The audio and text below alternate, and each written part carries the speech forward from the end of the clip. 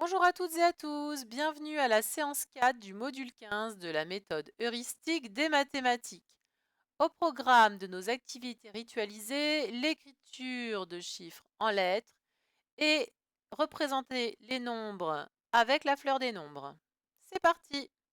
Aujourd'hui, je vous demande de m'écrire 7 et 8 en lettres. C'est parti! Les parents, faites une pause sur la vidéo. 7.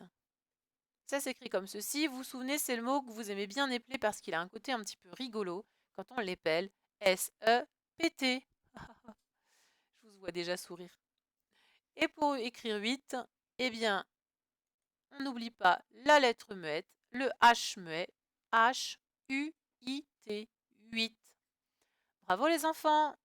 Passons à notre fleur des nombres. Et aujourd'hui, le nombre choisi, c'est le nombre 32.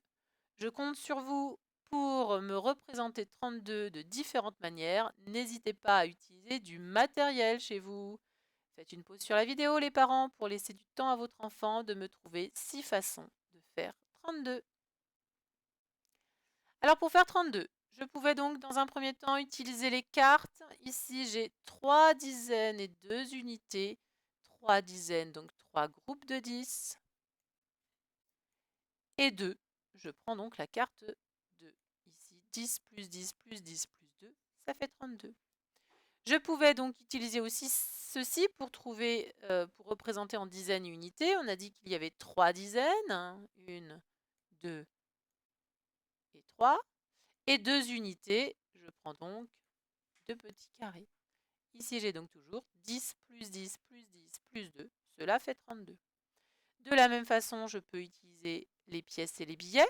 Pour faire 32, j'ai besoin donc de 3 billets de 10 et de 2 pièces de 1 euro. 10 plus 10 plus 10 plus 2, cela fait 32. Je peux aussi utiliser 3 groupes de 10 doigts et 2 doigts. Ici, j'ai bien 32 doigts.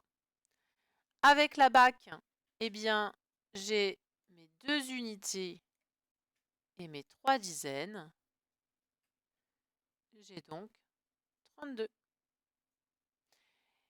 Et pour finir, je pouvais aussi utiliser les mots nombres. 30, c'est celui-ci.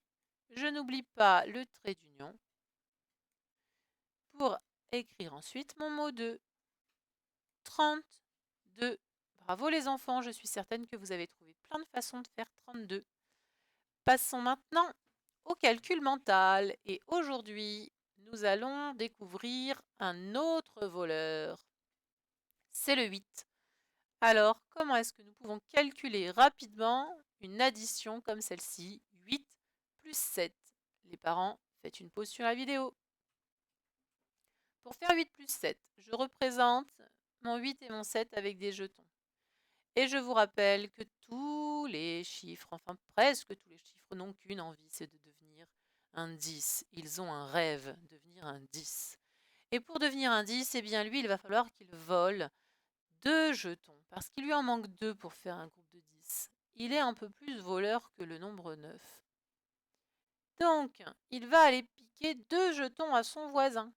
Ici, j'ai donc mon 8 et les 2 jetons qu'il a volés au 7. Le 7 a donc perdu 2 de ses jetons.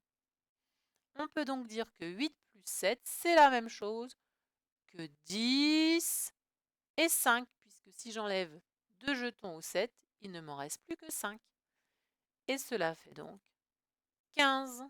8 plus 7 égale 15. Je vous propose d'utiliser cette technique pour calculer 8 plus 6. Les parents, faites une pause sur la vidéo.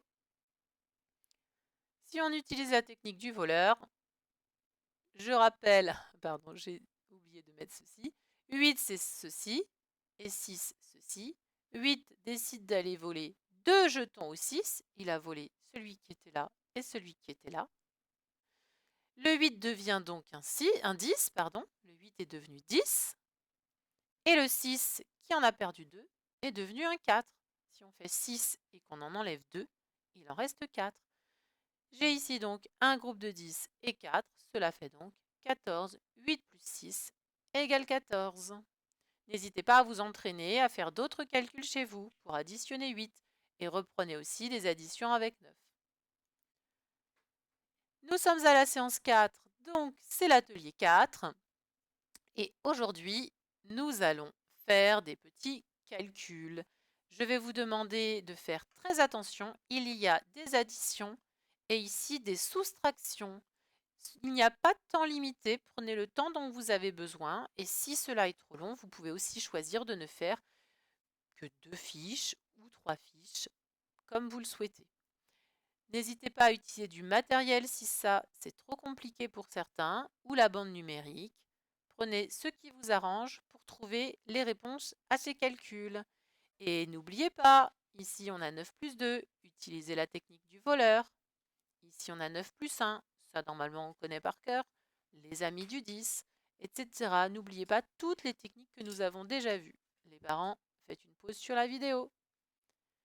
Je vous propose maintenant les réponses. Je ne vais pas les détailler. N'hésitez pas les enfants à vérifier votre travail et essayez de voir comment vous auriez pu trouver certaines réponses si vous êtes trompé. Pour terminer cette séance, je vous propose de jouer au jeu Top 10. Ce jeu est très simple. Il se joue avec un jeu de 52 cartes, mais sans les figures, donc sans les rois, dames et valets. Et vous avez besoin d'une trentaine de barres de dizaines. Alors là, c'est pareil. Soit vous avez découpé des dizaines dans des feuilles de papier, soit vous utilisez des pailles, des crayons et vous partez du principe que ce sont des dizaines. Le but du jeu, c'est d'additionner 2 cartes pour faire 10. Donc nous travaillons encore sur les amis du 10. Pour vous expliquer les règles du jeu, je vais plutôt faire une partie fictive. Ce sera beaucoup plus clair et plus explicite. Ici, j'ai 2 joueurs. Donc après, on peut jouer avec plus de joueurs si besoin. Je vous expliquerai comment. J'ai 2 joueurs et ils ont chacun 4 cartes. Les cartes sont visibles ici, évidemment, pour que vous puissiez comprendre l'activité, mais les joueurs cachent leurs cartes à leur adversaire. Ici, il faut mettre 2 cartes face visible sur la table. Le principe, c'est que le joueur numéro 1, par exemple, ici, supposons que ce soit elle qui commence, elle va chercher à faire 10 avec une carte qui est sur la table et une carte qu'elle a en main. Dans un premier temps, on va fonctionner qu'avec 2 cartes. Une carte sur la table et une carte qu'elle a en main. Donc ici, j'ai le 7. Elle va regarder si elle a l'ami du 7. 7 et ses grandes oreilles 3, elle n'a pas de 3. Par contre, 2, vous vous souvenez, c'est 8 sur son cheval 2, elle a le 8. Donc, ce qu'elle va pouvoir faire, elle peut dire qu'ici, elle peut faire 10. Elle va donc prendre les 2 cartes, les mettre dans la défausse. Elle gagne ainsi une dizaine, puisqu'elle a réussi à faire 10. Chaque joueur doit toujours avoir 4 cartes. Elle doit piocher, du coup, une nouvelle carte. Ici, on ne complète pas. On laisse. On complète que si c'est vide. Notre joueur suivant, lui, ici, il y a un 7. Il va chercher à faire 10 avec le 7. 7 plus 3, bravo. 7 et ses grandes oreilles 3, ça tombe bien. Il a le 3. Il va les mettre ensemble. Il les met dans la défausse. Et puisqu'il a réussi à faire 10, il gagne une dizaine. Il pioche une carte. Puisqu'il n'y a plus de carte ici, on va pouvoir aussi en mettre une. Ah, c'est à elle de jouer. J'ai un 9 ici. Est-ce qu'elle peut faire 10? Ah non, c'est 9 sur sa planche 1. 9 plus 1. Elle n'a pas de quoi faire 10. Elle va devoir se défausser d'une carte, mais elle va ne pas la mettre dans la défausse, elle va la mettre sur la table face visible. Elle choisit une carte. Après, elle peut choisir celle qu'elle veut. Allez, tiens, on va prendre le 7. Elle choisit une carte qu'elle ne veut plus. Elle en prend une autre puisqu'elle doit toujours en avoir 4. C'est au joueur suivant de jouer. Ah, qu'est-ce qu'il peut faire? Oui, bravo, il peut faire 9 et 1. 9 et 1, 10. Il s'en défausse et il gagne donc une dizaine. Il pioche une carte parce qu'il doit toujours en avoir 4. Et là, c'est à son tour de jouer. Ah, elle ne peut pas jouer parce que c'est 7 plus 3. Elle va devoir se débarrasser d'une de ses cartes. On choisit. Alors elle n'a pas accès à ce qu'il y a à côté. Donc, par exemple, je ne sais pas moi, allez, le 4. Elle en pioche une. Alors tout à l'heure, effectivement, elle aurait pu faire 10 avec 2 de ses cartes, mais il faut absolument prendre une carte de la table pour fonctionner. Ici, c'est à son tour de jouer. Ah, alors 4 plus 6, il n'a pas de 6. 7 plus 3, il n'a pas de 3. Il ne peut pas jouer. Il se défausse d'une de ses cartes, celle qu'il veut. Allez, tiens, le 8. Ça n'est pas grave, il y a 3 cartes désormais sur la table. Il en prend une puisqu'il doit tout le temps avoir 4 cartes. C'est à son tour de jouer. Alors là, elle va pouvoir faire 4 et 6. Elle s'en défausse. Elle gagne une dizaine. Elle pioche une carte. C'est au joueur suivant. Alors 8 sur son cheval 2. Il n'a pas de 2. 7 et ses grandes oreilles 3. Il n'y a pas de 3. Il se défausse d'une de ses cartes. Peu importe, c'est celle qu'il veut. Allez, on va mettre celle-ci. Il en pioche une autre pour en avoir toujours 4. Et c'est à elle de jouer. Maintenant, ah, super! 1 plus 9, 10. Elle peut jouer. Elle s'en défausse. Elle gagne une barre de 10. Elle pioche pour en avoir toujours 4. Et c'est à lui de jouer. 8 sur son cheval 2. 8 plus 2, il ne peut pas.